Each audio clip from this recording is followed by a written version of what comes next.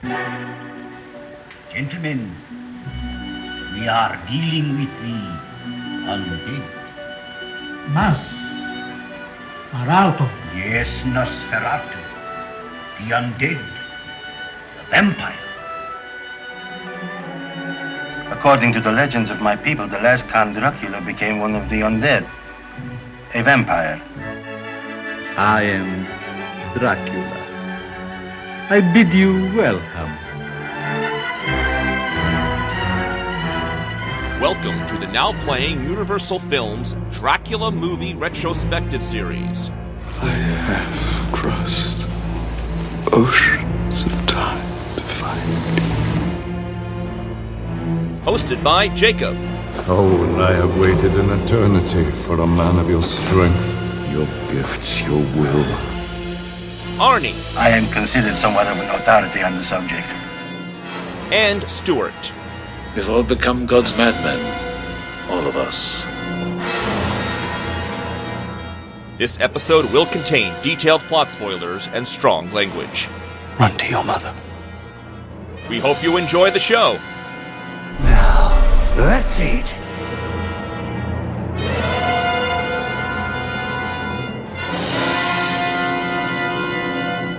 Today we're discussing Dracula.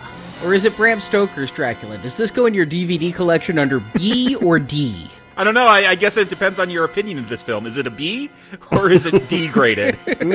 Tough one. But just fun fact, Francis Ford Coppola did just want to call it D. Like literally D? Yeah, the letter D. Starring Gary Oldman, Winona Ryder, Anthony Hopkins, and Keanu Reeves. Directed by Francis Ford Coppola. This is Arnie, co-host of Now Playing and Child of the Night. And Stuart. And this is your whore of darkness, your bitch of the devil, Jakob. Happy Valentine's Day! We wanted to give folks today, on this special day of love, a romantic film. I can think of nothing sexier than Gary Oldman in that pompadour licking razors and clawing at Keanu Reeves. Someone's got to claw at Keanu Reeves for this. Keanu. We gotta talk about Keanu. Well, first we got to talk about something that right off the top. Like, I know I said this is the Universal Studios Dracula movies. I'm cheating a bit here. As you can tell when you put this movie in, it's Columbia Pictures. It was shot at Sony. They did do 1 week at the Universal backlot. All that stuff where Winona's walking around London and she runs into Oldman in the John Lennon blue tinted glasses. That was Universal, so we're calling it a Universal Dracula. But honestly, I'm just going to put it out there. I didn't know how we could not include this movie. For my generation, this feels like the Dracula. This is the movie that everyone I know thinks of when you say Bram Stoker. Yeah, it's definitely a Gen X cast, you know. Winona Ryder, the queen of Gen X with reality bites and things. Keanu Reeves. I don't think we knew what a Gen X icon he was until later, but looking back, he was such a big part of our generation. And yeah, some people who would go on to be even bigger. Plus Anthony Hopkins coming off Silence of the Lambs. Big film at the time. Definitely a seminal Dracula installment. So we made room for it, and I think that's right. I'm glad we're covering it. I've seen this movie. This will be the 4th time I've seen it, and I always have a different response. The first time I saw it, it was opening weekend. I loved it. I thought it was amazing. It was a visual, sumptuous experience.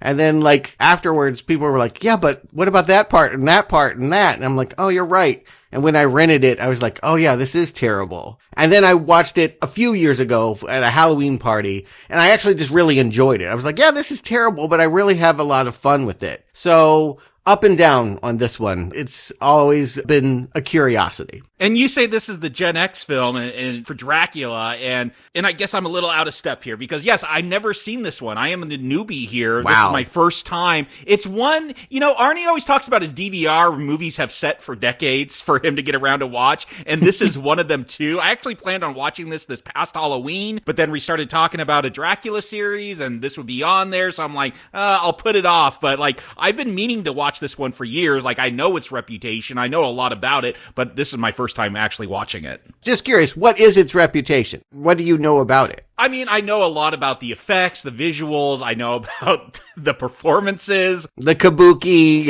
the robe, Yeah, we'll talk about all of that. But yeah, I always thought it was more or less a respected version of Dracula. That was my takeaway, having never seen it. And I saw this in 1993 when it was new on video, and I saw it because of the score. I had a roommate. I had 16 roommates my freshman year, groups of 8 at a time, but one of those roommates and I really bonded over our love of movie scores, and his collection of compact discs and movie score CDs just impressed me and inspired me.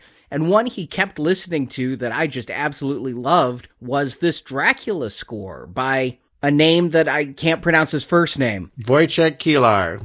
And I picked up the CD without having seen the movie. Not a fan of the Annie Lennox song on it, but absolutely loved the score. Listened to this in my car for so long. Finally, I'm like, I better see the movie this is attached to. And I rented it on VHS in 93.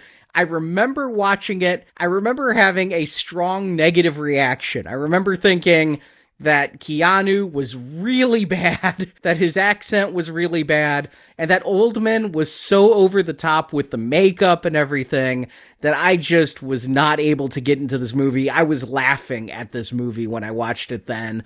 My memory of it ever since has been a negative one, and I never thought of returning to it until now. And it's worth pointing out, it is coming from Francis Ford Coppola, but at the end of his career, right? Like, this is the movie he makes right before Jack with Robin Williams, like post Godfather 3. This actually happens because of Godfather 3. If you remember, originally Michael's daughter was supposed to be played by Winona Ryder, and she mysteriously got sick or something and bowed out, and poor Sofia Coppola was forced to step in at the last minute and do what she did to that film. Ruin it? Yes. And in meeting and apologizing for that, Winona says, I gotta make good. I got a script you've got to make. I have Dracula. I don't know whether she thought no one had ever heard of this. Like, we know Dracula. Winona brings this script to Coppola, and Coppola's eyes grow big and he goes,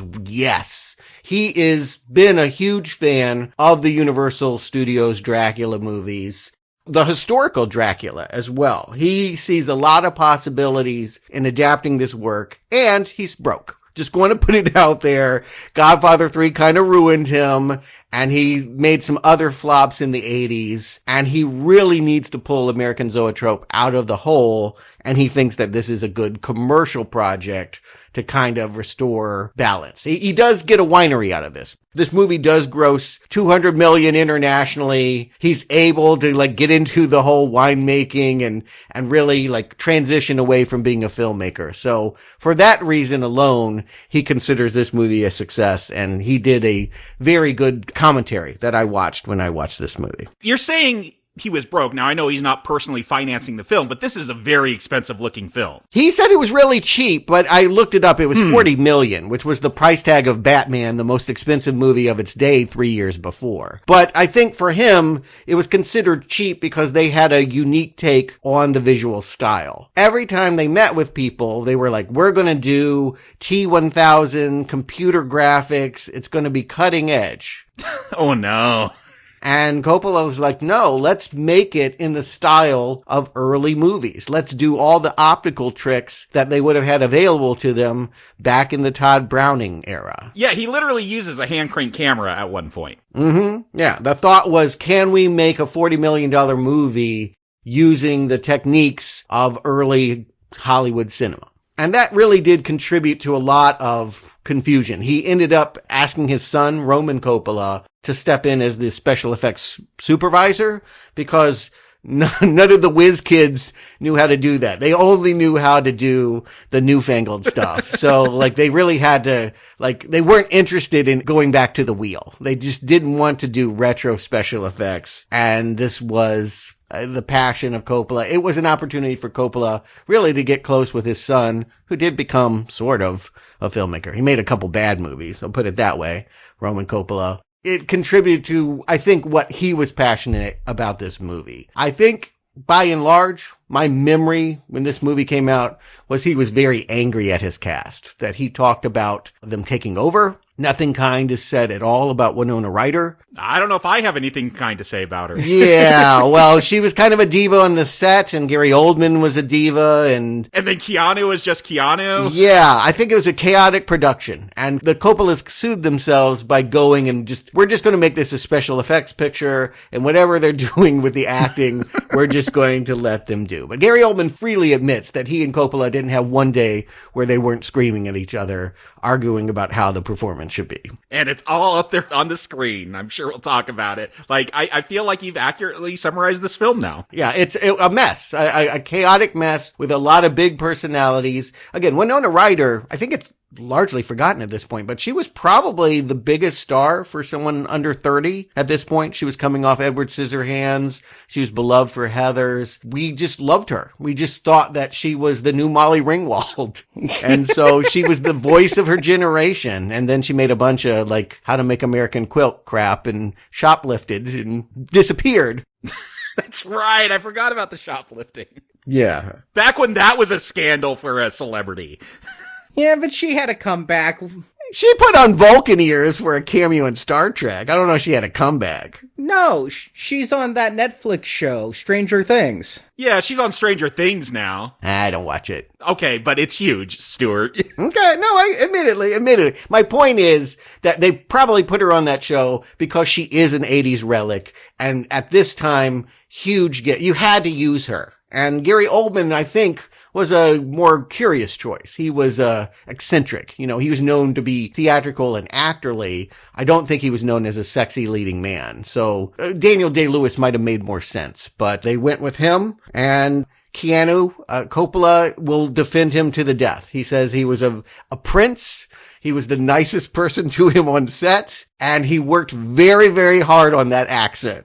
My understanding is that this could have been an Edward Scissorhands reunion, that Johnny Depp was considered, but Keanu was more marketable, I guess, at the time? Yeah, the studio wanted someone to connect with American teenage girls. Yeah, Johnny Depp. That is Johnny Depp. They said that Keanu was a more mainstream choice. There is some truth to that. Johnny Depp made a lot of inaccessible, non-teenage girl films. Yeah, but Edward Scissorhands was out by this point. He was making that turn to teenage heartthrob. Never forget the fact that they dated and maybe were busted up by this point. And Winona, being Winona, was not going to work with an ex-boyfriend. So her story is her story. But yes, maybe she just wanted to sleep with Keanu Reeves. This is the movie that put Gary Oldman on my radar. I mean, I'd seen him in JFK, but had no clue who he was. But once he puts on this, as you call it, kabuki makeup, I'll never not know him. He was part of the reason why I ended up seeing The Professional. I mean, again, I think of Sid and Nancy. Yeah. For about half a decade, he had done a lot of strong British work. But to American audiences, yeah, this is the film that's going to introduce him as a leading man. And I think, again, he just ends up becoming an eccentric character actor again shortly thereafter, barring his extraordinarily bad work in The Scarlet Letter with Demi Moore. Hey, don't forget Air Force One and Lost in Space. Yes. Wow. Yeah. I mean, you got The Fifth Element. He plays a great villain there. No, that's bit parts. That's what I'm saying. Character actor. He goes back to that. This is a love story. I just want to emphasize Valentine's Day. We are to see this movie not as horror, but as doomed tragic love. And again, I don't think too many people put Gary Oldman up there with Brad Pitt, like the sex symbols of that time. This was his one and only shot at that. Yeah, I think Interview with a Vampire a few years later did better with the sexy vampire. Yeah. But let's see how they do here. This is going to be my fourth attempt. Arnie, give him the plot. We'll find out.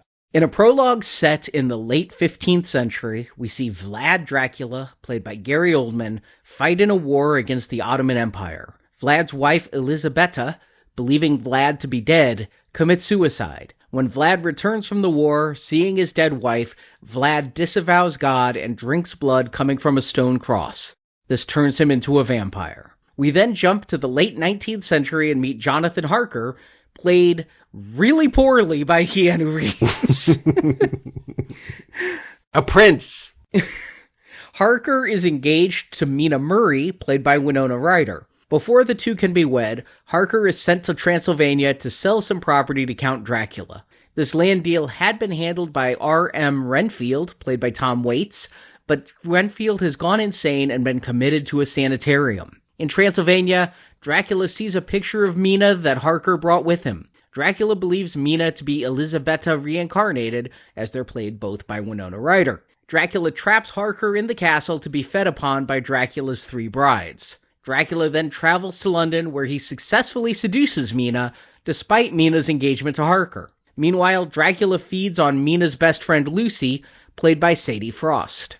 Lucy takes a while to die of blood loss, but watching over the sick girl are her 3 suitors, her fiancé Lord Arthur Holmwood, played by Cary Elwes, Cowboy Quincy Morris, played by Billy Campbell, and Lucy's Dr. Jack Seward, played by Richard E. Grant. So concerned about Lucy's strange blood loss is he, Seward calls in his mentor, Dr. Abraham Van Helsing, played by Anthony Hopkins. Van Helsing realizes Lucy has been bitten by a vampire. After Lucy dies, she's resurrected as a vampire and staked through the heart and beheaded by Van Helsing, Holmwood, Seward, and Morris. Meanwhile, Harker has escaped Dracula's castle and made it to Romania. He writes to Mina so they can meet in Romania and be wed. Mina immediately goes to her fiancé, leaving Dracula behind, but upon returning to Dracula, Mina is again smitten with the vampire, and Mina starts to have memories of being Elisabetta. She allows Dracula to turn her into a vampire. But Van Helsing, Holmwood, Seward, and Morris, knowing Dracula to be the head vampire, break into his home at Carfax Abbey and destroy his boxes of earth, no longer allowing him to take his restful sleep. Dracula flees back to Transylvania to escape the vampire hunters, but he's followed by the 4, joined also by Harker. Mina is taken along as bait for the vampire. In Dracula's castle, the vampire hunters stake the undead creature, but fail to kill him. Mina helps him escape the hunters, but as Dracula lay wounded, he begs Mina to give him the release of death. Anguished, Mina cuts off Dracula's head, killing the vampire as credits roll.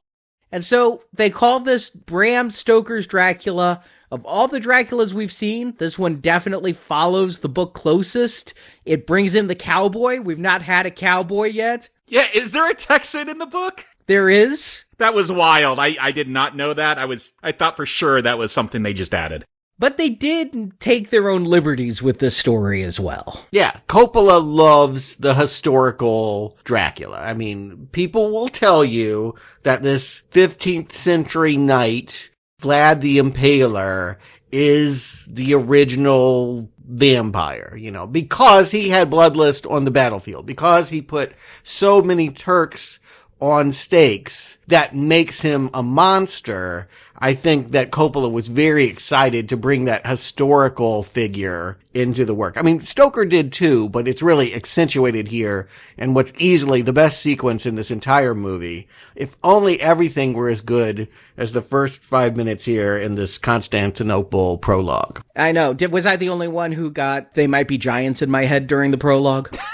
No, I was not thinking They Might Be Giants. I was excited to see, we're actually going to get into the historical basis for Dracula with Vlad the Impaler, and you're thinking of They Might Be Giants. I'm looking at this suit, this armor, that Vlad is wearing. It reminds me, I don't know if you've seen Attack on Titan, this anime series with these giant humanoid monsters that have no skin, so it's just these running around with their muscles showing, and that's what this looks like, just blood red, muscular tissue as armor. It is.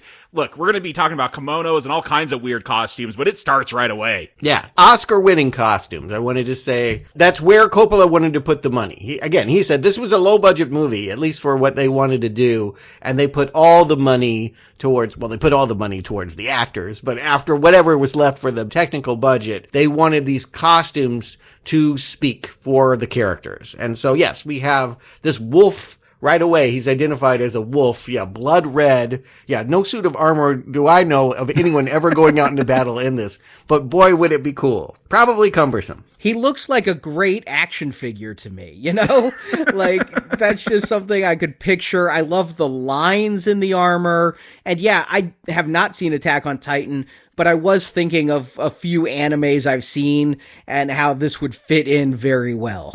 A Voltron Robeast, perhaps. And you talk about how great this looks. When we get to battle, like, it is not going to live up to these costumes, but I don't mean that in a bad way. Like you said, Stuart, Coppola's doing a lot of tricks here, and the fact that we're going to go to this weird, like, are these shadow puppets? At times, there are definitely shadow puppets. Sometimes it's live action people, but it's all, like, it's just shadow and this red background. Again, it reminded me of the opening of the Bakshi Lord of the Rings, where they actually we can't animate this, so we'll just have real actors, but we'll, like, kind of color overlay it to make it look maybe animated, but a very stylistic look for this opening. Yeah, it's stylistic, and I just think it's totally captivating. I mean, it just really sucks you in. Like, this is why I fell in love with the movie the first viewing. It was just seeing it this way. But in this viewing, I just want to say something that I love, that a detail that just was lost on me, was the idea that Dracula is a Christian. Yes. Dracula is fighting for God here. Like, it's really important. Yeah, this is the Crusades, right? Yeah, well, fighting back the Turks who are going to lose, but he kills a lot of Turks here in the name of Christ and his God, and his outrage is that he's repaid by never getting to be with his true love. That because the Turks sent an arrow with the false information that he died on the battlefield into the castle, his true love, Elisabetta, also played by Winona Ryder, is going to commit suicide in another beautiful tracking shot where that's not even Winona. She wasn't available. So they just got a woman, dressed her up from behind. And we have that beautiful shot of her just stepping off and then tilting down and watching her fall. That is a great shot. I didn't know it wasn't Winona, but yeah, this whole opening is just so beautiful. And then when Vlad comes back to see her body, I had to pause this movie because there's this priest there with all this long hair and this beard, and I'm like,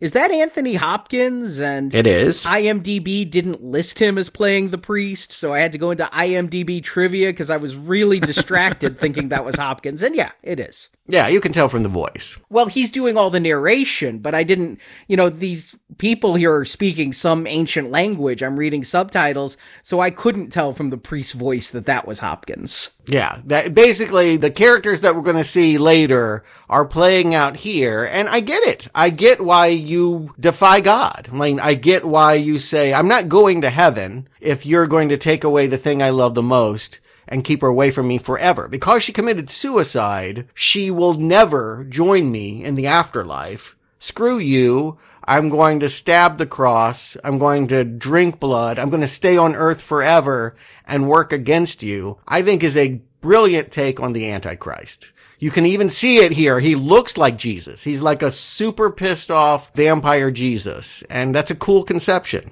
Yeah, I thought it was interesting that Dracula is going to start off as a Christian. I am glad I was watching this at home and not in a theater because he stabs that cross and then like blood starts shooting out and he's like drinking. I'm like, wait, did he cut himself? Did he stab? Where did that blood come from? Oh, it really did just come from that cross. Like that cross is going to gush a lot of blood. He stabbed God. I mean, you got to go with the metaphors here, but like I defy you. I was your most loyal servant and now I will do everything to kill God by not dying and by enjoying the sins of the flesh. I mean, that's really the way to see the vampire, is that it's all about the carnal blood, all that stuff. It's not about your eternal reward. It's about staying here in the mortal world and perverting it. And the fact that he's against God helps me because, why do vampires not like Christianity? Why don't they like crucifixes? Why don't they like communion wafers and holy water and all those things? That it starts with a fight against God gives reason for this beyond just religion good. I think because this sticks so closely to the book, and I didn't finish that book, but yeah, a lot of times we're just assuming, I don't know, they're evil, so they don't like Jesus. Like, we just make those assumptions. I feel this version of Dracula, it fills in a lot of those blanks where we kind of just made assumptions. Like, I understand now why we have a Mina and a Lucy character later on. Like, a lot of things start to click, and I see the reason behind them where I was just assuming things before in the other films. characters. Yeah, and I would say that it's somewhat extracted from the novel, but everything is pretty much from the novel. So it's a really good screenwriting adaptation. It's what you want. When you take source material, you're faithful to it, and yet there's your own spin on it and a modern spin on it. And we'll talk about it as we get into it. But again, this prologue is great. You just wish the whole movie was as captivating as this. But we have to jump to 1897, the year that Bram Stoker's Dracula was published. That's where they're going to keep the story. And Renfield is already incarcerated. Probably because he cost Coppola all the money. The reason why Coppola is broke is that one of the movies he made in the 80s was a Tom Waits musical. I don't know if you know this, with Frederick Forrest and Terry Garr. I don't know this one. No. Raul Julia, One from the Heart. It's kind of amazingly bad. I don't know why you would think Tom Waits is capable of bringing back musicals in the 80s, but that was the thought. It's like a song and dance, tap dance kind of movie, and you just can't even believe it. I don't know if I trust Tom Waits to bring back musicals, but you're going to tell me he's going to play a crazy dude in Asylum? Like, perfect casting. And I love the way he's introduced with this angle, like, top down on him. It really gives him a presence. It feels confined and claustrophobic as he's in his cell. I couldn't get a bead on how big he was, and briefly I thought it was Ron Perlman. If he was much, much bigger, it was going to be Ron Perlman. But he's got that kind of squared off jaw, and he's got these weird contraptions on his finger that look like some kind of braces or something. I'm not quite sure what they are. I think they're restraints. I think they're restraints to keep him from doing what he's doing, which is eating bugs. Okay, I don't know, but this was just a huge performance. I wish Renfield were a bigger part of this movie. Again, one of my favorite characters in all the Draculas we've seen. That he starts off in the sanitarium means we don't get a lot of time with him.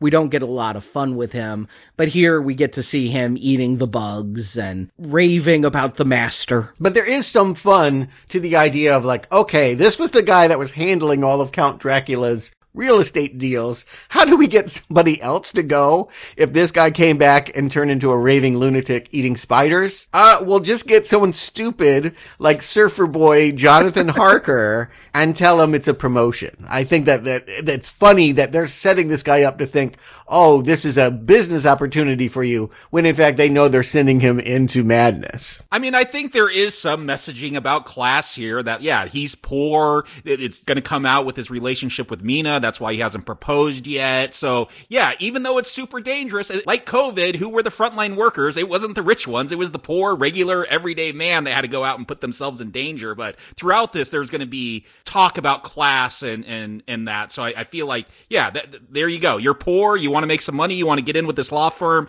Go do this. And Jonathan has no idea that the guy's in the madhouse. I think he asked about him, and he's like, oh, he's resting or something like that. So for him, the hardship is I'm going to have to delay getting married to Winona Ryder, which is probably something you should delay for the rest of your life. But she's really terrible. But maybe you deserve each other because Keanu Reeves is also terrible in this movie. And we have an early love scene between the two of them. Who thought Keanu was good in period pieces? Now, I really love the movie Much Ado About Nothing, but Keanu is seriously miscast in that.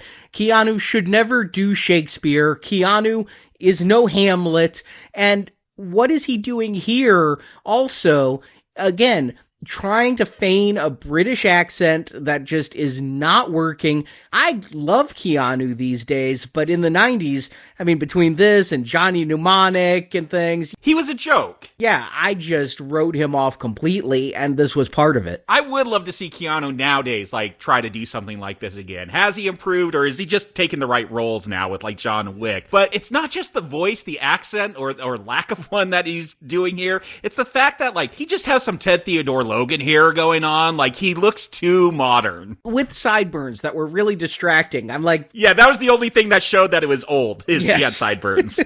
Yeah, and again, Coppola defends him, and I believe it. He said the problem was Keanu was trying too hard, that he got the dialect coach, he was working every day, he was really important to get all of this, and it makes him really stiff. You can just see him trying, he's not even giving a performance because he's working so hard to try and enunciate, and none of it's working. And I think the reason Arnie, why you talked about why did he keep doing this, it was because this movie got him so much hate. Oddly enough, he did not get a Raspberry nomination for this movie. Nobody did, actually. Wow. But it began, after this point, he did do Much Ado About Nothing to prove his critics wrong. Then he got the Raspberry nomination. Then he went to Broadway and played Hamlet. You know, like it just, how can I prove to these people? He really did play Hamlet? I was being facetious. Yeah. Wow. Oh, yeah, on the stage.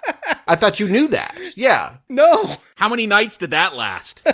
I don't know. Probably a lot, because a lot of people just turn up for Keanu because they think he's cute. And that's, let's face it, why he's here as well. What I would argue is that, yes, Keanu Reeves is bad. My memory was he's actually worse than he is. I remember feeling like it was just watching Ted in, like, Edwardian coats. It really does, yes.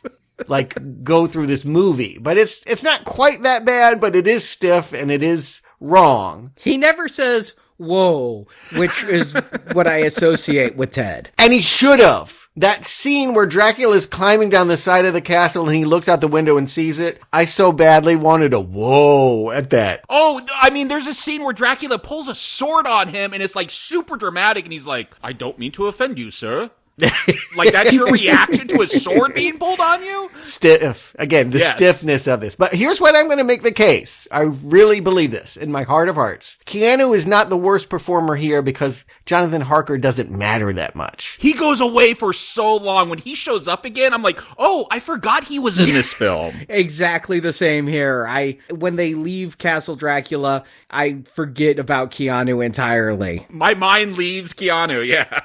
The stake in the heart is Winona Ryder. She is our character. She is supposed to represent us. We are learning the story through her innocence, her naivete. Her letters, just like the book. Yes, the focal character. We need to fall in love with Gary Oldman.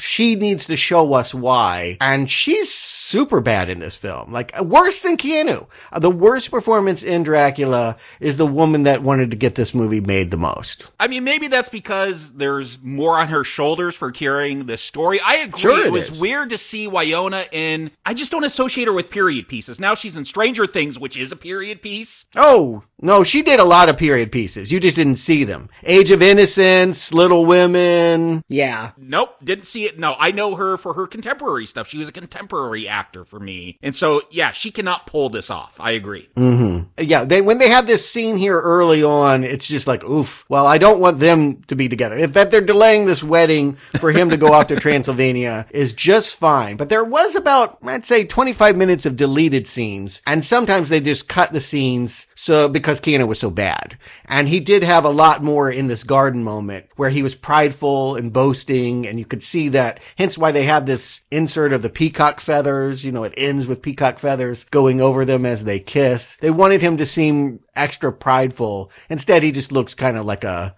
stupid kid that doesn't know that he's being set up. Let me take an unpopular opinion. I don't think Winona is that bad in this film. She's not the best thing about the film, but I do think that in those scenes with Keanu, she's able to pull off this time period and he isn't. I don't think so. They both feel like contemporary actors doing a high school play or something. Like, it's not convincing to me. It's not even that she's not period, because I'll go with the periodness of it. It's mostly the outfit. It's the believability that she can be swayed by darkness. The fact that she is pure and naive, that she will go, with her raunchy school friend and like peek into the Arabian Nights and see orgies and stuff and shudder. We're supposed to believe in her innocence. If they'd gotten like Helena Bonham Carter, I would have bought that. But her, no. They were trying to sell her innocence with that, because I took it as she was horny too, as horny as Lucy. I took it that her innocence was all show, just like a lot of the Victorian prudence was. Yeah, she was saying disgusting, but she kept looking at the pictures. Well, yeah, no, I'm not denying that. I'm just saying that she hasn't done it. Whereas, her friend is like, oh, I dream about this every night. And again,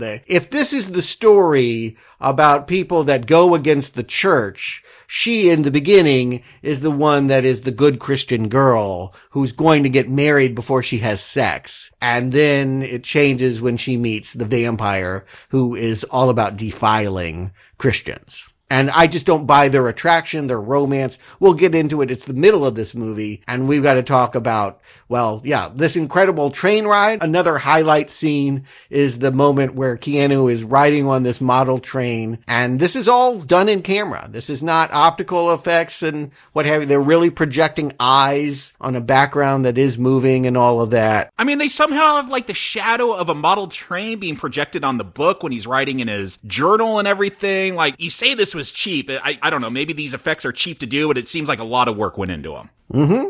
Agreed. It's a special kind of love that goes into this visual look. And again, it's always the thing that brings me back. Whenever I feel like, oh, that was a clunky exchange between two characters, but look at that gorgeousness. You know, like it's just something that soothes the wound of bad acting. I agree. Like, yes, I recognize things are bad, but I love how this looks. Mm-hmm. Yeah, 3 for 3. That the look here, I never quite go with Dracula's hair during this early scene. No, it's important. This is super important. Dracula represents the East. I mean, that's even in Jonathan's journal, is I'm leaving the West and I'm going to the East, away from Christianity, right? Eastern religions. The fact that we have a very Japanese conception of Dracula shows how far this Christian knight has gone from his origins. I think it's really important that he's wearing a kimono and has his hair done up like a samurai. And my understanding is the costume designer here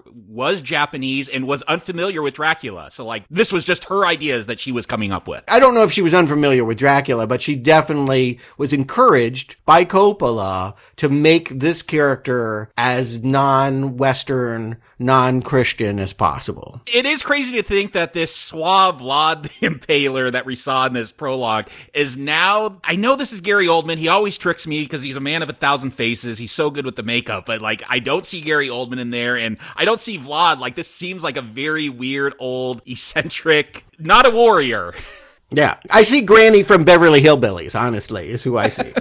It's both too much and amazing, right? Like, yes. Which could be my review of this entire movie, is like, if you will give yourself to the camp of it all, to the over-the-top, overwrought ridiculousness of it all, and enjoy the fact that you're surrounded by too much acting, too many optical effects, too much of everything, it can be actually quite captivating. And I do kind of love and kind of hate Gary Oldman's Dracula. Yeah, I was going to say, I thought I was going to be blown away because Gary Oldman's performances usually do blow me away. And this one, you said camp, and that's what I was thinking the whole time. I'm like, he's not taking this seriously, is he? It feels more campy than scary or a period piece or anything like that. It feels like he's having a lot of fun here. I don't know if that was the direction he was giving. It sounds like he did his own thing. Mm-hmm. Yeah, for sure it was a fight. And I don't know who won. I know that Coppola talked, at least at the time, he made the commentary decades later, but at the time, the stuff that was coming out was that he was furious at his cast and had felt overrun by them. And a lot of it had to do with the fact that he wanted to rehearse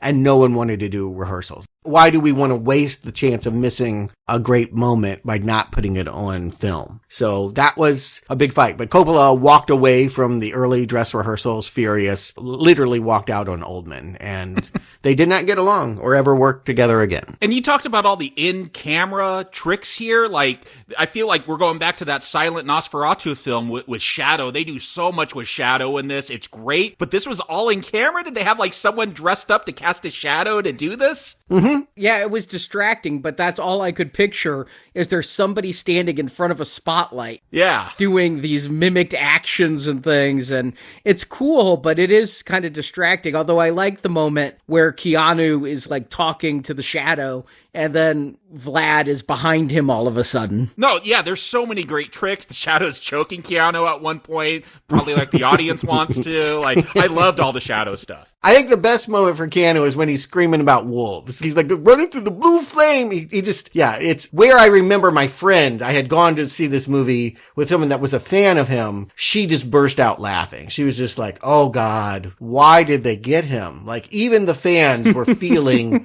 for his out of place niceness. Not only is Jonathan Harker out of his element, but Keanu just, never again in a period film. Keep him in Southern California. The surfer dude, real estate executor from the 19th century, he is not. But Oldman is making up for all of it, and he's bringing back some of those classic lines and doing them like Lugosi. He's got the accent similar to Lugosi, and he's like, I never drink wine, and doing all of those types of lines again. Children of the night, what sweet music they make. I don't think that's Lugosi, though. I mean, yes, those are Lugosi lines, but I think that he is working hard to downplay them and not... I mean, he has to do a Hungarian accent, but that's the character. But I actually see that it's an active choice not to play into the same reading. See, after the 1979 one where he's just like, I don't drink wine, I thought this one with the long pause was going back to the Lugosi. I mean, it is definitely more of a performance here than Frank Langella.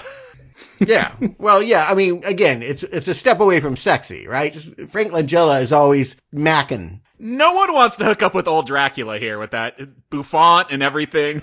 Yeah. This guy is repulsive, and the fact that he comes to like Jonathan while he's shaving at the mirror and licking his razors and all of that. I mean, again, I think we're supposed to have a visceral, non-sexy reaction to that. That was hysterical, his, snake-like licking of the razor. Yeah, I knew that scene. It had to be in trailers, or it got played a lot, but I still laughed when I saw it. It's funny. I don't know if that's the response I'm supposed to have, but it's, again, the way Oldman does it is so dramatic and big. Mm-hmm. They do the thing that, again, was established outside the book, not in Bram Stoker, was the idea that Elisabetta and Mina look identical. That this vampire realizes, I could actually have that woman again. That my true love that was taken from me is here on Earth, and he just so happens to be Keanu's girl. I can definitely fool this guy into staying here a month and go get her. And, I mean, there's a harem here that can influence Jonathan. There's this weird, orgy scene of Jonathan with 3 women that he's, hypnotized, and these 3 topless women. One comes up between his legs, and... Monica Bellucci. Yeah, who would be with him in, Revolutions, one of those Matrix sequels. Yeah, she's in the Matrix movies, but she's also just a big French actress. She did Irreversible and just lots of intense movies. And it want to emphasize once again that maybe what didn't make sense, why was Jonathan stuck in that castle so long? Okay, Dracula's got magic, but here, he's just getting laid every night. It's hard for him to leave because he's getting his blood drained. One of these women has another woman coming out of her nether regions, I think. It's very bizarre at times. Yeah, they're attached at the groin for sure. Yeah.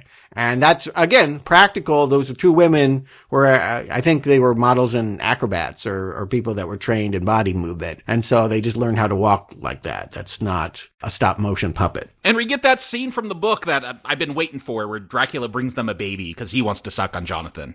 And I'll say, those black and white ones, even the Lugosi one, scary or spooky. I wanted to get back to that. That's what I kind of liked about the 1979 one with Frank Langella. And here we're going to get tons of that. Just, I don't know if it's scary, but just lots of weird horror type stuff going on that I appreciate in this version of Dracula. Feeding on a baby, yeah. Yeah. Tropey.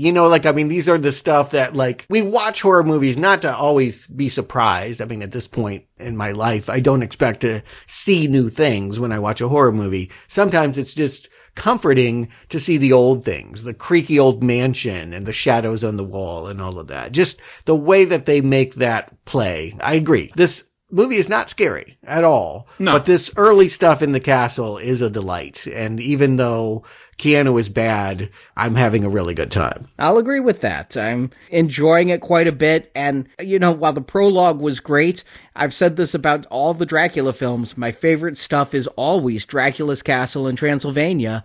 And other than the prologue, this is still the case here. Even with Keanu not being great, I kind of get past it. Because he goes away after this. Well, it's like jumping into a cold swimming pool.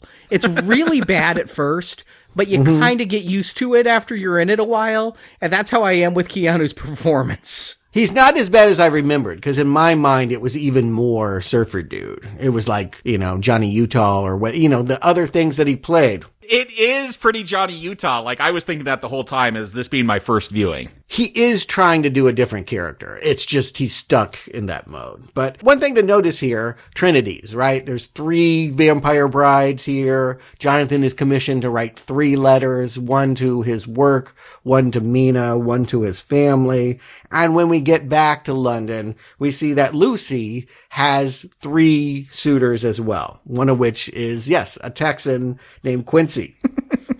She's really into his big Bowie knife. Mm-hmm. I thought this was funny. I don't like this actress, Lucy. Like, she feels kind of just as bad as Keanu and Winona. Like, I'm not blown away by any of these younger actors in this, but I thought this was a really funny scene where she moves from suitor to suitor. It really tells the audience a lot about her character. She's playing all these men, and I thought it was funny. This entire movie is full of cucks, isn't it? Yes. Jonathan Harker, 3 suitors, all who just have to sit and watch her flirt with the next one that comes in. But that's the time. I mean, again, this is the point, is that this is the way society would have you. This is the way the church would have you court and have sex, is that you have to do it in this formalized way where they're all playing to this woman in a snake dress. And the idea that we have this non-Christian entity blowing in, he's already filling the coffins with dirt and preparing to leave and all of that. He's really going to bring them an affront to the Christian ways of being is the point that I really appreciate about this version. It's something that was lost on me earlier, but his Easternness, his refusal to play by the society rules is why he is such a threat to these men that are playing games, and this woman is enjoying the idea that she gets to choose between the 3. All of them want her, and one of them, the doctor, you think he might be a good catch, but he's developing a morphine habit. He's shooting up on the side, and he's also the one taking care of Renfield. Yeah, I noticed he was shooting up something. I assumed it was, some kind of opium or something that would be fashionable in those days. I'm not very familiar with these 3 actors except for Carrie Elways, but behind that mustache, I just don't see Carrie Elways. I don't see the Princess Bride here. Oh, it's in that voice. I'll never get that voice. I could tell it was Carrie Elways as soon as he started talking. It's not like he's a big actor. He had the Princess Bride, and that was about it, right? Saw? Oh, okay. He was awful in that. I wanted to chop his leg off for that. But yeah, she's going to pick the lawyer. She's going to pick Carrie Elways. But Richard E. Grant, I think, is a more popular British character actor from Withnail and I and The Player the same year. That's Dr. Seward. He's the one that will be bringing in Van Helsing here once Lucy gets bit.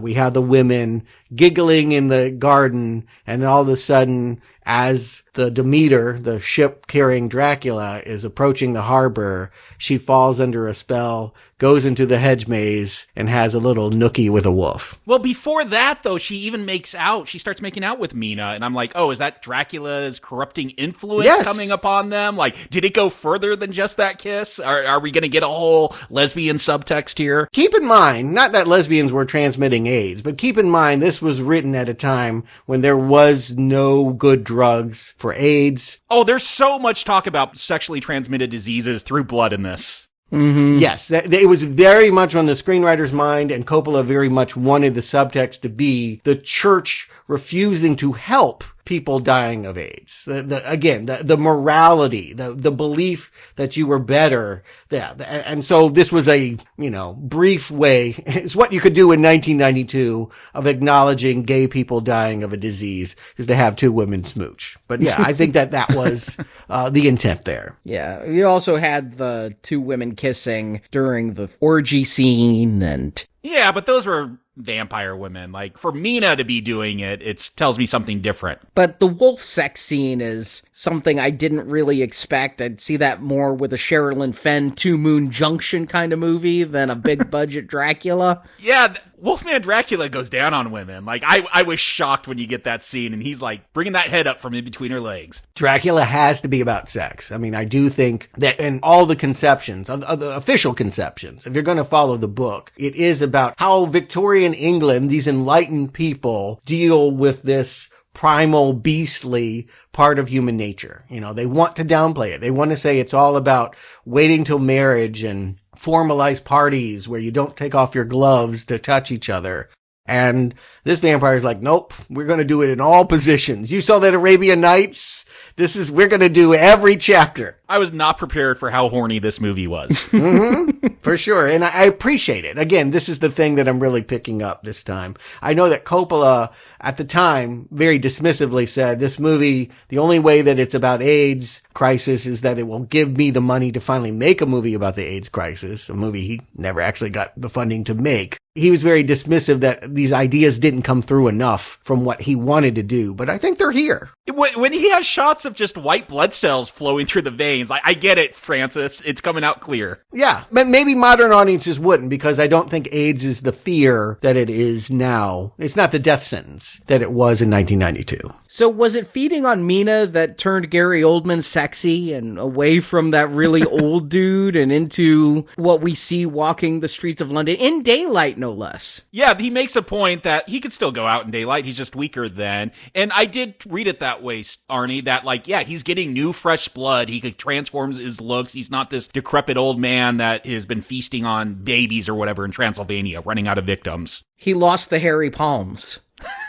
Well, he's trying to fit in, right? The reason why he's coming to London is it's fresh blood, and so you have to act like Londoners do. And so, yeah, he's just walking around in a top hat, going into shops, just acting, like whatever. On the Universal backlot, this is the one moment in the film where they're actually at Universal Studios and not Sony's lot. This feels like a backlot. But again, fun tricks going on. He's buying a newspaper and you cut to the window and you don't see his reflection. Mm-hmm. Like the whole opening to the scene is with a hand crank camera, so it looks like it was filmed in the 1900s. But this is where he has to meet cute with Mina. And the hardest part of this film, right? The hardest part to accept is the idea that there's this burning passion between them. Love never dies. That's the tagline on the poster. I wish I felt that. Somehow Klaus Kinski got me to feel bad for Dracula, that he was this lovelorn, wanted to have a relationship. Oldman here, way better looking than Kinski, but I never buy this love story. And I think that's Winona's fault. I agree. I don't feel heat between them, and I don't quite understand. I just have to take it that Mina never really liked Jonathan Harker. Well, it's the fact, she's blowing off Prince Vlad until he says, I'm Prince Vlad. And, again, there's this idea about class going on here. And she's the poor girl, Lucy's the rich girl. So to me, she immediately warms up to him, when she finds out he's a prince. Maybe a little bit of a gold digger. That's something missing in her life. Yeah, I do think it's interesting that she considers going out with him. Initially, she says she's a married woman, and of course she isn't yet. But that, he was like, oh, well, let me observe these proper demeanor then, and I'll pretend I respect that. And then she's like, well, okay, maybe I do like you. And they go to the Nickelodeon and whatever. I guess this is where I need to see Winona convince me that she is peeking into the pages of the Arabian Nights and being tempted to do something dirty when she knows she shouldn't. I need to believe that this illicit affair, that she could be corrupted. And there's something very flat and very uncharmed about Winona. She neither seems to desire or be desirable. But she's being corrupted by going to the Nickelodeon, right? Were there tits in the Nickelodeons? There's a topless woman in that movie. Oh, sure. Well, yeah, there seems to be a porno playing, but then they're also watching that famous, first film of the train coming and just people getting off of it. Yeah, this is a film student joke. If you take a history of film class in any college, they will make you watch the first recorded images. And there is this shot of a train pulling into a station that was reportedly, when audiences initially saw it, so realistic to them that they ran out of the Nickelodeon because they thought they were going to be run over, that the train would somehow leap off the screen and crush them.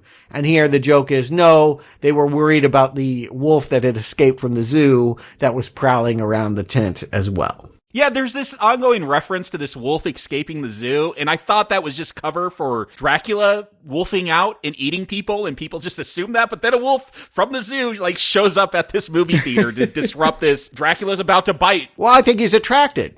Right? Dracula attracts the savage. So, like, Renfield and all the crazies, we cut back to the sanitarium and all the guards. I love that the guards have, like, the anti-bite cages on their head and what have you.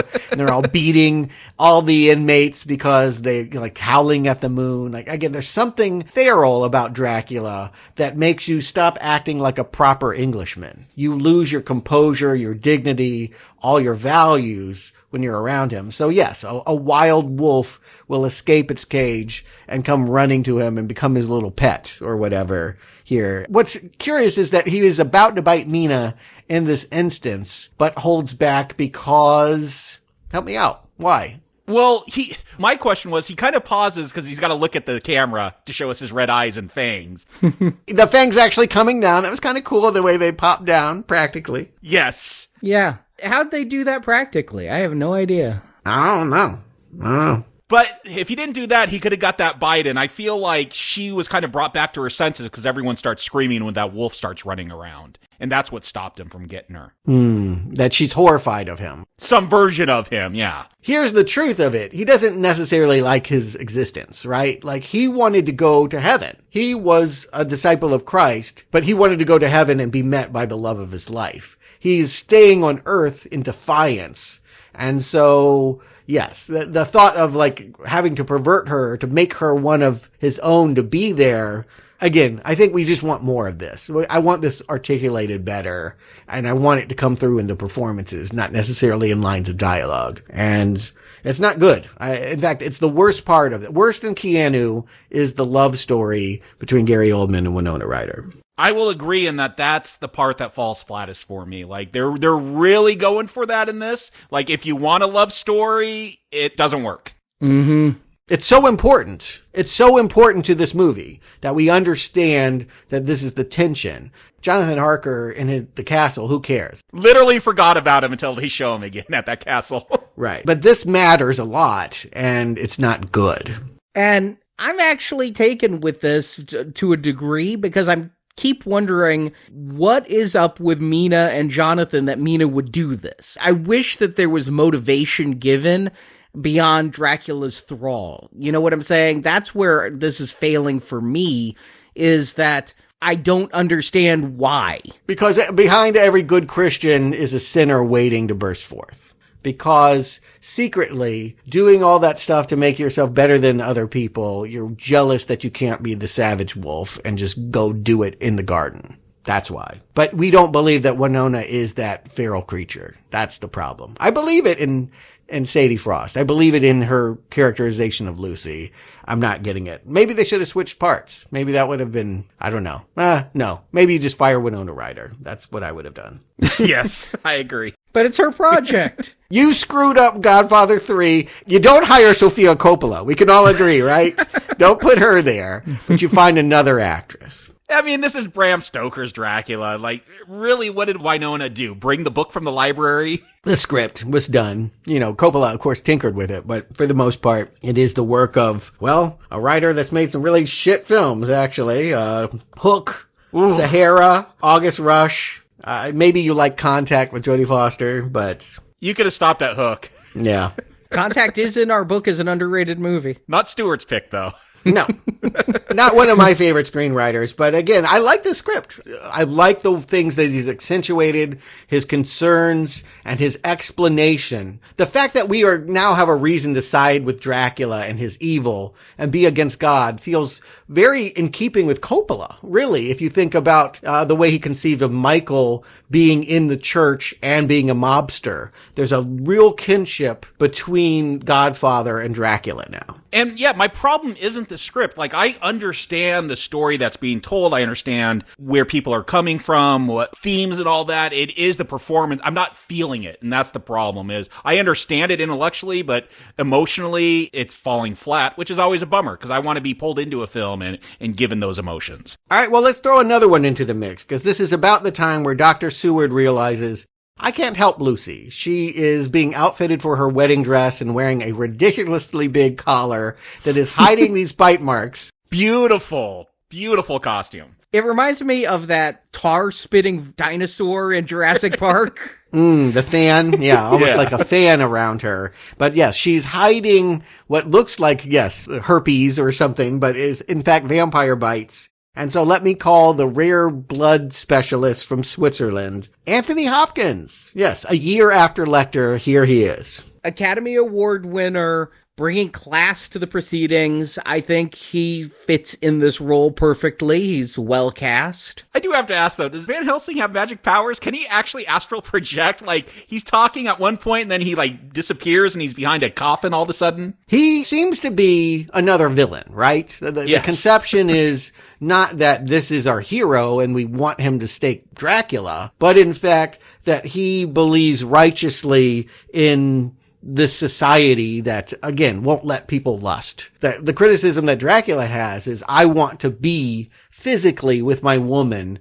and God prevents that because he has these ridiculous demands. Van Helsing is another knight for Christ here, and that makes him an enemy to our Dracula. And instead of a sword, he's got syringes. He's having the guys do blood transfusions. He shows up, I'm sure it's quite intentional, exorcist, right? The way when he steps out there, he looks just like Father Marin. Later on, he's going to say the power of Christ compels you. Yeah. Tossing holy water, all that, yeah. Yeah, he's got a lot to say about, like, we're not fighting a disease, we're fighting something unholy. And it just speaks to, at that time, maybe people have forgotten, but not people that lived through it, how cruel the Catholic Church seemed to be in its treatment of people suffering from AIDS. Which is ironic, because when they do give Lucy a blood transfusion, like, I guess they didn't know about blood types then. It's just like, here's two dudes, let's put both of their bloods in her. I hope she's the same. Yeah. Hope it works out. A, B, positive, whatever. Yeah, I know. I'm like, that doesn't work like that.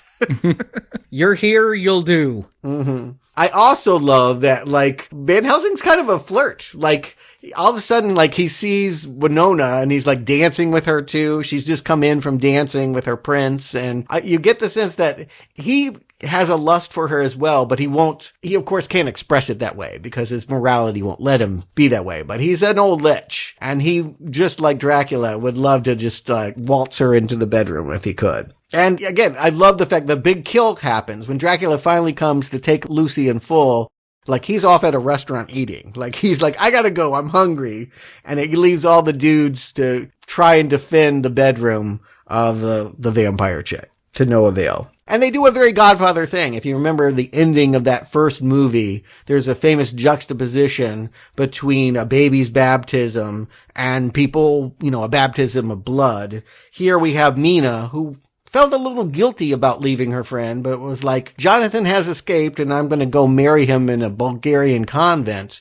Their consecration in marriage is seen in juxtaposition with Lucy being turned into a vampire. Though it should be said, they are somewhat further east, so this is a Greek Orthodox wedding. It is not Catholic, and I feel like, again, if Dracula's a corrupting influence from the east, like, it makes sense. Like, they can't even have a Christian wedding now. They're having this. With Greek Orthodox, they still believe in Jesus, but it's seen as a very different thing than in Catholicism. Right, yeah. I'm sure they would have preferred to have it at home in London, but Jonathan knows in order to protect Mina, the whole thought is that, weddings and rings and all of that. Our religious belief is what's going to protect us from this unholiness. And so, he's found his way to Bulgaria. He jumped kind of like Elisabetta did. He doesn't die, but he jumped into that river and survived, made it to the convent. And now, they're married as Lucy is married to Dracula. And you guys know that I've heard this in so many interviews.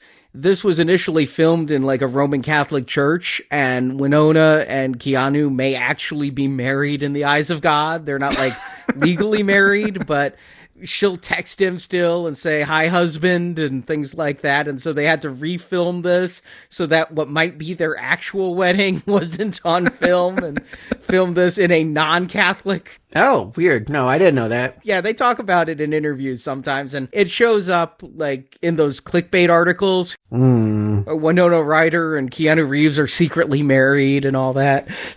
One thing they do start doing with Keanu, with Jonathan Harker here, is like, I guess because his blood was drained, he was with vampires, like his hair it's gray at this point. It's going to be white, I think, by the end of the film. But like, it's never something maybe because they cut a lot of stuff from Jonathan Harker, but like, it's weird because it never gets mentioned. He's just got white hair, gray hair all of a sudden, and they just kind of, no one talks about it. I remember even after seeing it projected, I was like, was his hair turning gray? Like, you couldn't be sure with the color timing. It's subtle enough that you might just think it's a fool of the eye, and I like that. But no, there's no scene that would have had him like look in the mirror and go, oh my God. Like, they don't underline it. It's just a little detail that shows you that Dracula and his women have had a corrupting influence on this man. Or there was a scene, and then it was a scene with Keanu, so they're like, no, we don't need it. No, I saw all the deleted scenes. I watched all that. And there were. A lot of the scenes that are deleted are Keanu scenes, and it is Keanu giving speeches and talking and... Wow, speeches. It's a shame there's not a scene of Keanu looking in a mirror and going, whoa, my hair.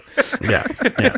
But they're both cheaters. I mean, it's worth pointing out that she has a lot of guilt about having had this dalliance with the prince. You know, like, we don't know that they screwed, but he almost bit her. Like, Oldman came close to biting her, and they drank a lot of absinthe. And you get the idea that it was at least a emotional affair. And Keanu, of course, has been in a bed with 3 women this whole time. So, again, the fact that they're running into the church and proclaiming themselves for each other alone feels slightly desperate. Like, they're afraid of what their libido might lead them towards. And they return to London to find out that Lucy is, in fact, proclaimed dead. They bury her in a glass casket, but she don't stay dead. I do love Van Helsing. He's like, well, all we got to do is stab her through the heart and remove her head. Like, it's played as a joke, but that's what they actually have to do. Yeah, it is amusing. He's like, get me surgical knives. Not an autopsy. Oh, no, I just have to remove her heart. Yeah. I mean, his point is valid. If she is alive, we're not going to do anything bad to her. But, you know, if she's not, if she's this undead creature I claim her to be,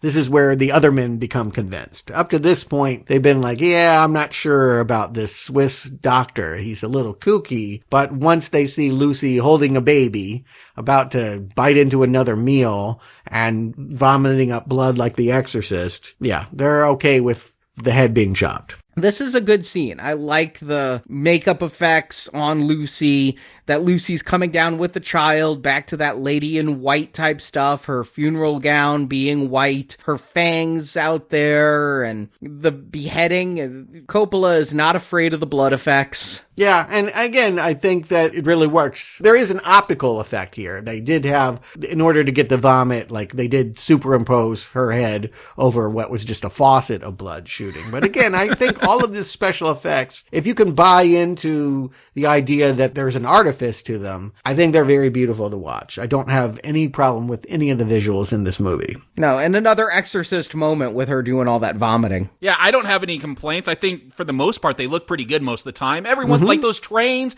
I think they're supposed to look kind of like models and that, so yeah. Yeah, it's cute, right? Yeah, I mean, Michel Gondry. So I don't get upset about that. Yeah, it feels intentional, and I think a lot of the effects they still hold up. Like, yeah, if this was, do you know the state of CGI in 1990? Like, were we going to get that Air Force One plane crash? Like, which is awful, like the worst thing, and like, that's the level they were at. Sleepwalkers. Right? Yeah. There was a vampire movie around this time that was all about the CGI, and boy, was it shit. Yeah, this is pre-Jurassic Park. They weren't even there yet. Mm-hmm. And most studios most pictures wouldn't get the money for Jurassic Park level CGI anyway. But, all right, so we're pretty much nearing the climax. At this point, Dracula is a hunted man, and this is kind of a nice detail. Before we were like, why didn't they know to go to Carfax? Keanu was the only one that had that detail. Now that he's returned, they can find where this vampire is hiding out. But they don't know he can turn into green mist. And so while they are raiding all his caskets, he is slipping over to handle Renfield and Mina. Yeah, Renfield, again, underused, and he had a scene with Mina where he's like, the master is coming, and so Dracula has to kill him. I like the color that Renfield adds to this film, but by the same token, you could have cut him and not lost anything. I think his purpose is, again, the resentment of the idea of, like, I've served master. It's not unlike Dracula. It's not unlike Oldman and God. Like, I served you so well, and you're going to make that bitch immortal? And I'm going to be in this cage eating bugs? Damn you. You know, like, that's why he ends up kind of just telling her to go away. I don't think it's to protect her. I think it's more like, and then maybe I'll be his favorite again. But because that scene is the betrayal, when Dracula comes, he smashes Tom Waits against the cell bars until he's dead. There was an extended scene where he had some dying speech, but not needed. It's always been confusing. Like, why does Dracula turn on Renfield? I don't think any of them have been very clear. This one, I'm still kind of confused. I took it as a moment when Renfield was, like, coming back to Jesus one last time. Maybe it was a moment of sobriety, being around Mina, and that's why he told her to leave. But, like, where's the betrayal? She didn't leave. She stayed there. Like, Dracula still got her. You might be right. That might have been what we were to take, because that's obviously where they're going with the end, is that Mina has the power to bring you back to Christ.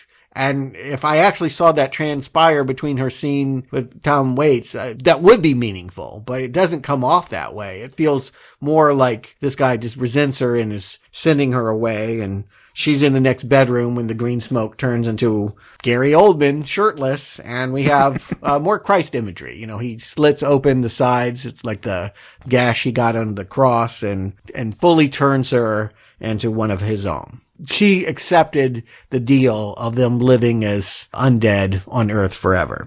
But Winona's bad in these moments, right? Like, she has to go from "what are you? You murdered Lucy" to "I love you." Admittedly, not an easy task, but at no point can I track this character. No, this has got me really confused, because I would have thought he would have had to bite her to change her. And in the book, she isn't quite so willing in the book the way she is here. And the fact that she's now a married woman and still so willing to become Dracula's beloved, I think what we're supposed to get, which is not in the book, is that this is Elisabetta reincarnated. She starts to have memories of being Elisabetta. I never took that literally in this. I thought Dracula saw her that way, but I didn't think that was a real transformation. My assumption was just Dracula has a corrupting influence. Like, that's how it plays to me. It's not done very well, why she falls in love with him. I think we all agree, like, that for a film with the tagline, "Love Never Dies," it's kind of already dead by the time he gets to this movie. It never gets going, not in this movie.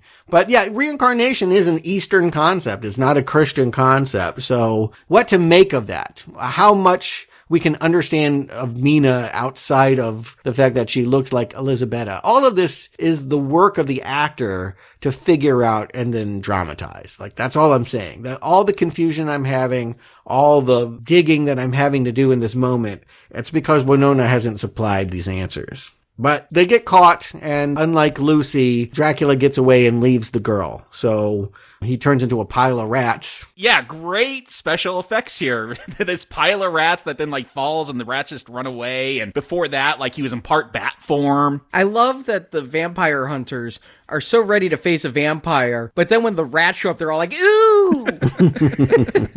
And it feels weird. Like, this is where I feel like, oh, this is the sequel. We're going to get, like, this big chase scene. It feels so different than the rest of this movie as they go to pursue Dracula now. Well, it's weird that he's on the run, right? Like, Dracula seems so powerful, and it's kind of been marginalized, the idea that they destroyed all his boxes of soil, right? Like, that he has no bed to sleep in, that he's got to go back to Transylvania is an idea that I think is underdeveloped. But good visuals of showing it. I mean, I really like the burning coffin visuals. I mean, the shot of him in the old age makeup, like just sitting in a pile of dirt with like blood running down his face, kind of funny. Seems good for a meme of some kind. Yeah. I laugh at the idea that he's going back by boat because he can control the winds. But these are men of the 20th century, so they have machines. And again, I think we're to see the methods as similar. You know, they stake women with syringes in the ways that he uses his fangs. You know, like they have their own methods, but they are just as cruel. I think there are lots of, in little and big ways, in detail work, we're to see that these quote-unquote heroes are no better for Mina. Like, I don't necessarily want her to be saved from this vampire. But Van Helsing has got the idea that he's going to take her alone in a carriage back to the castle and fight those vampire brides. Yeah, I was looking for some connection with this theme about technology, because when we see Vlad walking down the street going to the Nickelodeon, he talks about how great technology is, and that feels weird because, like, he's the old, mysterious magic, religious thing, and then Van Helsing represents science, but he seems into science, but I don't know. The West. He's the East meeting the West, by that, like the modern, all the Western newfangled movie cameras and all of that stuff. Like, yes, this is the meeting of that. And again, Dracula can't hang here. I think that's to his disappointment. And I just don't know why he didn't steal Mina with him. Like, that would make more sense to me. Or why Van Helsing keeps Mina. I guess they need her because she could sense where Dracula is, but Dracula is also reading her mind and giving away their plans. Mm-hmm. And again, I think Van Helsing has some bad ideas about what he's going to do with Mina as well. But yeah, he takes out the 3 women that come for them, and they rip up the horses, and then in the daylight while they're sleeping, Van Helsing goes to the vampire brides and beheads them. Again, does he look like a hero to you? I think that Van Helsing looks awful. I think he looks cruel and not heroic. Yeah, the way he tosses those heads, it doesn't feel heroic, like you're saying, Stuart. Mm-mm. I've taken him always as a very Machiavellian character, and that he's not sentimental about these things the way the others are, but I don't see him as a negative influence. I see him as a necessary force to stop the vampire. I'm not getting bad guy off of him. I guess it depends on how you feel about the church, in part. He represents the status quo, the prevailing religious beliefs, the ethos that this kind of sin needs to be wiped away before it spreads its blood disease. Or even, just coming from London, a colonialist vibe. Like, I'm going to come in here with my methods to cleanse you guys of all these evils, traditions that you guys follow. And I don't know, that like Dracula, they're trying to make him very sympathetic, very much a love story. So I don't think we're supposed to totally cast that aside. Maybe there is something to his pain about God betraying him and all that. Yeah, I mean, Anthony Hopkins definitely is kind of excited when Winona gets him down on his knees and all of that. Like, yes. Again, every devout Christian has these impulses. That's why it's so important to beat the devil, right? Is I can't give in. In the end, I think the screenwriter has a hard time deciding how to resolve all this. And the way that it gets done here is that a bunch of Roma gypsies have taken Dracula back in carriage, had a big fight out in the front lawn. The Texan gets killed. Keanu gets a really good one in with the sword. He slices Dracula across the neck. And Mina, what? She brings him back to the chapel. Help me out with this. I mean, I think the idea we're to take is that she can go with him into the afterlife, that this man is ready to die and go to heaven because he finally will have the reward he expected to have, Elizabetta. But Winona doesn't die in this scene. I was waiting for that. Like, they come in and kill her right afterwards, because she can't kill herself, because that's going to condemn her soul to hell by the logic of this film. And I think that's why Dracula has to be murdered. He can't die by his own hands if his goal is to still go to heaven. Does she want to be with him? Is it a tragic Romeo and Juliet kind of thing that, like, oh, like, we can't be together and you're going to go to heaven without me? I don't know how to read these final moments. I took it as she realized she couldn't be with him, but did him a mercy, even though she really wants to be with him. And I don't know if he was beyond his immortality with the wounds he'd gotten and she was finishing him off, or if she was actually the one killing him.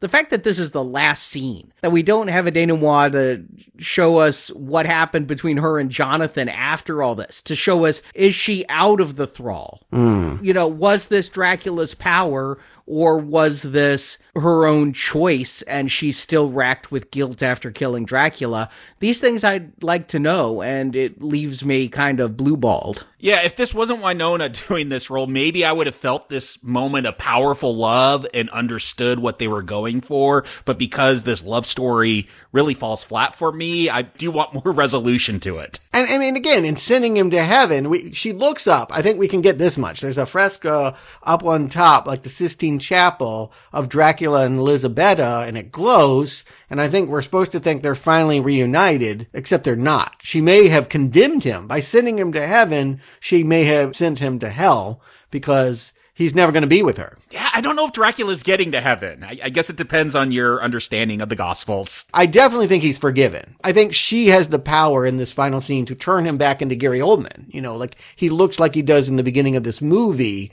He's not the withered old man bleeding from the neck. So to me, that says she absolved him. But by sending him to heaven without her, that was the whole reason why he was a vampire, right? Like, I just don't know how to read this final moment. And I would assume, you're right, I don't necessarily need to see her and Jonathan make out at the end, but it would be nice to have it confirmed. What I suspect is she doesn't love Jonathan like she loves Dracula. She will miss her time with the prince. But will you miss your time with this movie? Jakob, Stuart, do you recommend Dracula? Jakob. So there's a lot of times when we're talking about the build up to a movie, we're getting into all the background information. And once in a while, like there's fun alternative casting. Like when we did Indiana Jones, they considered Tom Selleck. What if Magnum P.I. was up there with his mustache doing Indiana Jones? It seems like maybe it would not have been the hit that it came to be until that fourth movie anyway. But this is the film that got that alternative casting, I feel like. Like Keanu, maybe that was like your fifth choice. And Winona, I understand like she brought this, but like these feel like they had to go way down the ladder till they got someone that would take the role based on these performances. Like they're very clunky, very bad. But it doesn't take away my enjoyment of this film. I really enjoyed this one despite their bad acting, despite the love story not quite working because of Winona's performance here, maybe a little bit because of the writing or whatnot. But visually, this is an amazing film to watch. Like I was so taken in by all the different effects, by the costume designs, by the score. Arnie, you said you fell in love with the score without even seeing the movie. Like, fantastic score. Like, it's weird. Everything clicks except a couple of the performances, which would have made this, like, a really great film. But I think it's a very good one. I think maybe the way to watch it, Arnie, you talked about with Revenge of the Sith, the best way to watch that is to put on the, like, Spanish language track and just watch it with subtitles because it just feels like better acting. Maybe that's the way to go with this one. If there's an alternative language track, watch that with English subtitles. It's probably way better, unless they had Keanu like dub his own like Spanish or something. But yeah, I mean, there's definite flaws here, but I think the strengths are more with all the in-camera effects and all that. I was really taken with this one. The fact that they're making it bloody and spooky, and it's what I want in a Dracula film. Like, yeah, this is a solid recommend. Again, there's issues with that acting, but still an enjoyable film. Recommend for this one. Stuart. It's always a different experience for me. I mean, again, I talk about initially it was awe, and then it was like abhorrence, and then it was like, oh, bad movie night. And this time I actually kind of like appreciate it intellectually as a religious picture, as a way of Coppola continuing the commentary that he had running throughout Godfather about sin and the Catholic Church and morality. I mean, the idea of this Dracula is the Antichrist, that he looks like sexy evil Jesus and is, you know, the conflict is so rich. The idea that he can go into the afterlife, all he has to do is abandon his carnal desire, the woman that he loved. I mean, I feel like that really does symbolically sum up where so many people were about church forgiveness and AIDS and the 1990s conflicts that were going on. It's just really cool to see the movie through the vantage point of history. Is Keanu the greatest sin of this movie? I think I've already stated Winona, for me, has the heavier burden of making a complicated character understandable and relatable to the audience. She does an awful job.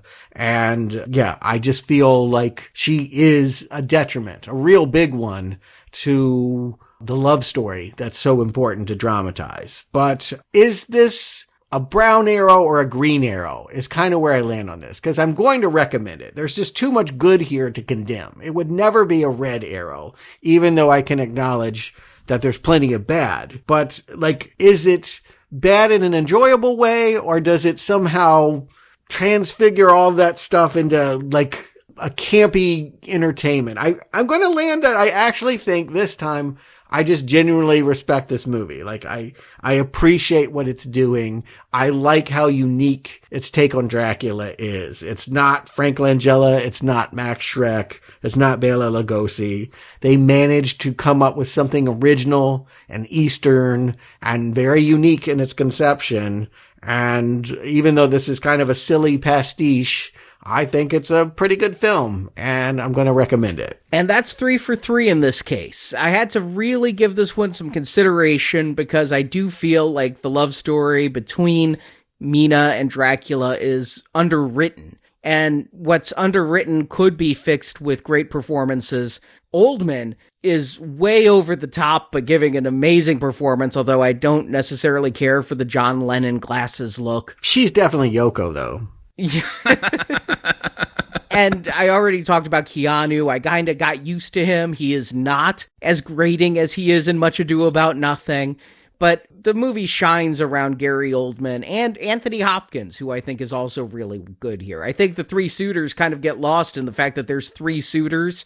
Cary Elwes doesn't stand out to me at all. But between the look of this film and, the score of this film that I talked about, the effects, I had a good enough time to give it a recommend, but a highly conditional recommend. You got to know what you're getting into. It is not a perfect Dracula, but it's a really good Dracula, and it is the truest we've seen to Bram Stoker's story. So I'll give this a recommend. But while this may be close to the book, did you guys know there was a comic based on this movie? A comic adaptation of a movie of an adaptation of a book? Yeah. I will say this. There was a lot of promotional materials. There was also a video game that basically was Castlevania with some digitized Gary Oldman in between.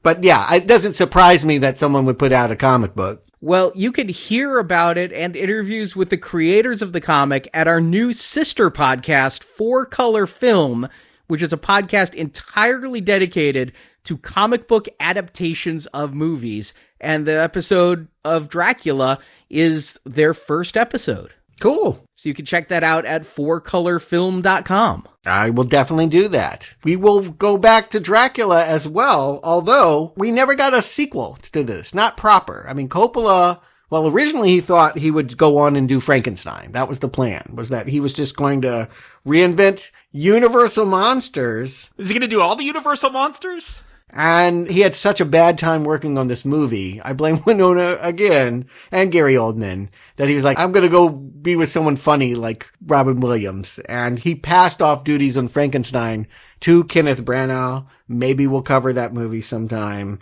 I don't think it's as successful as this film. You telling me Jack was a better idea than Frankenstein? I've never seen Jack, so I can't say for sure. I've seen scenes of it, and I never want to see it. I couldn't finish it. I've seen the first half. It is really bad, and I didn't even realize it was Coppola. I just saw it because it was Robin Williams, or saw what I saw of it. Yeah, nobody wanted to work with Gary Oldman, but the thought is maybe we can build a franchise around Van Helsing. And for many years, the concept for a sequel was we'll have Anthony Hopkins killing vampires all throughout the world, called Van Helsing's Chronicles. And, that idea kicked around for a decade and eventually morphed. It went back to Universal. It is a Universal vampire movie. Van Helsing with Hugh Jackman. Not good. Is as close to a sequel as we ever got. We will cover it when we cover the Monster Mashes. Do we have to? Yeah, we have to. It's a Universal Dracula movie. It was the first step towards a combined universe, right? Wait, was that the original first step? They've done this 3 times now? No. I mean, Abbott and Costello, they did it in its classical form. It was an attempt to bring back all their monsters into one big film, kind of like Monster Squad for the 2000s. Kate Beckinsale as well. But yes, it took another 14 years for somebody to say, why don't we have a dark universe? And that's what we're going to cover. I can't wait. We're kicking off the dark universe. I cannot wait to get into this MCU-like franchise. Mm-hmm. You're going to have to wait. We got Ant-Man next week. But when we come back to Dracula, it's going to be Dracula Untold. And unwatched, I think. For me, Dracula Unseen. I have not seen this one. In fact, I barely even remember this one. I think I knew about it at the time. I think we talked about doing Dracula up to Dracula Untold. And then that thing, I remember us going, thank God we didn't do that. But here we are. Uh-huh. Every franchise we deny ourselves eventually comes back around. We're looking at you, Police Academy. At some point, the joke becomes our next series. And so, yes, we are going to cover what proved to be a false start, one of two, to combine all the Universal monsters into a Marvel-like universe with the guy from, I don't know, that played Jason Statham's brother in the Fast and Furious movies, Luke Evans. Strange choice there, but we'll find out how good it is in a couple weeks. In the meantime, we're getting back into dystopias as well. We've had a couple weeks off, but this Friday we relaunch with the 80s dystopian nightmare, Brazil. I've never seen it, but it's been on my DVR to watch for 10 years. Mm-hmm. I don't have a DVR anymore, Jacob, but I bought this movie on iTunes like a decade ago with the intention of watching it. And so it's sitting there waiting for me to go and see what this is all about. All I know is it's not about my father's home country. That's it. That's all I know. But your father watched it because he thought it would be. Yes. Well, why wouldn't you think that? Yeah. I don't know why it is called Brazil. We'll discuss. I still don't know, yeah. Yeah. But in the meantime, all of that happens because we have wonderful donors, and it's time that we thank a few of them, starting with Kent Lyons, Andrew Duran, Maurice Wendell, DJ Hankemer. And thank you to Tawny Posadikius, sorry if I got that wrong, Benjamin Timmers, Valencia Burns, and Rob Clark. And thank you also to our patrons Joshua Straw, Sean Williams, Tommy Woodward, and Jeff Wade. Thank you all so much for your immense support of our show. These guys are patrons at our Patreon site, and we have almost 75 patron-exclusive bonus reviews that you can get by being a patron, plus more depending on which tier you choose. You can find all the details at patreon.com/nowplayingpodcast. Or if you just want the Dystopia shows, head to nowplayingpodcast/donate, and you can make a one-time donation directly to us and get those episodes. So thank you to all of our listeners and supporters. Jacob, Stuart, thank you for joining me. And now may the evil spirit be cast out until the end of time. Be thou exorcised, O Dracula, and thy body long undead find destruction throughout eternity in the name of thy dark, unholy master.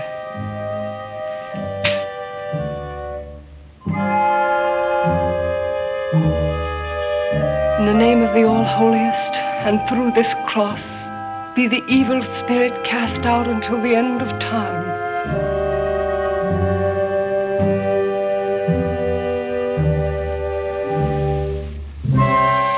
Thank you for listening to this Now Playing Podcast movie review. We hope you enjoyed the show. Listen to them.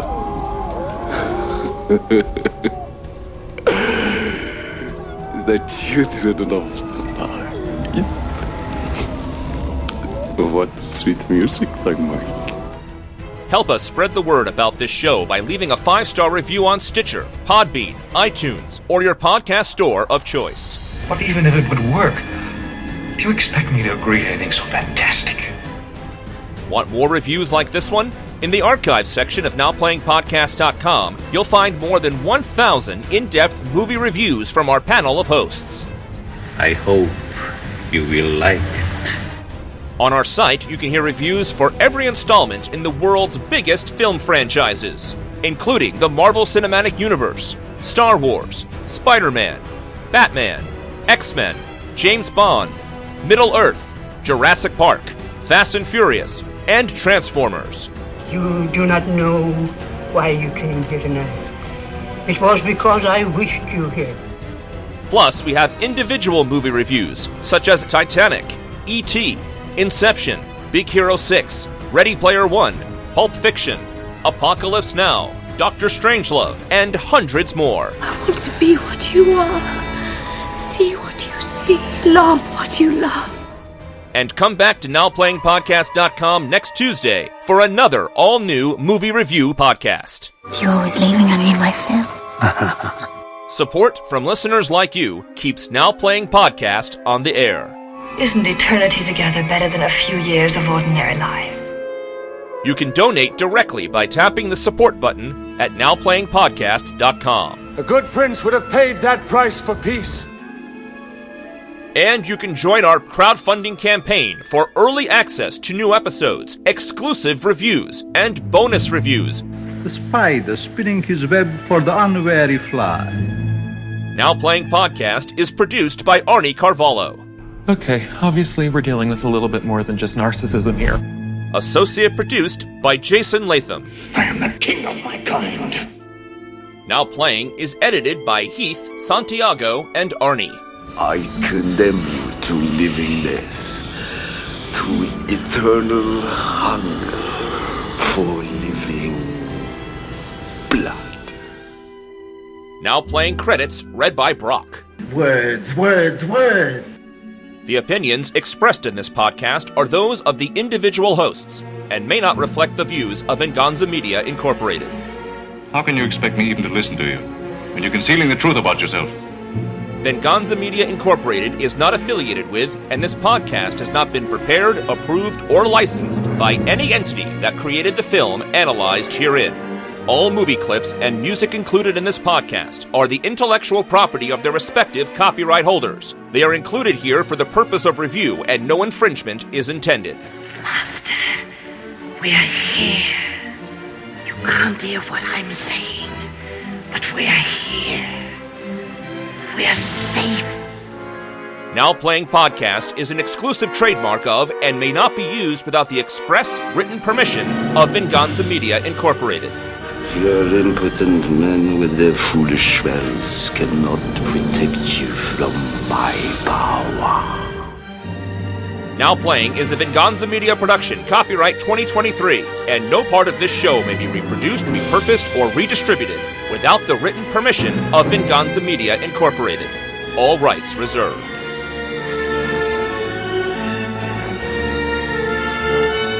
Good night, Mr.